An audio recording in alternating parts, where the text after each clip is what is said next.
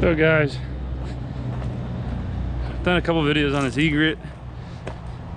This is why I don't work on old stuff. We've been pulling the power head. Pulled power head, that wasn't that bad. But all we're replacing is this water tube here.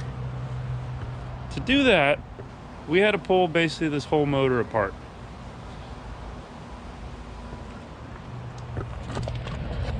This whole thing had to come apart. Had to cut a bolt there, and then we didn't have to cut this because I was able to shift it over and get the top ones out. So I don't even know where, there are the top mounts there. So we got to replace that yoke. I get all these gaskets now to do all that. There's the power head, but I mean, I'll get it back together. Well, the reason why we're doing this because this is an old time client of ours.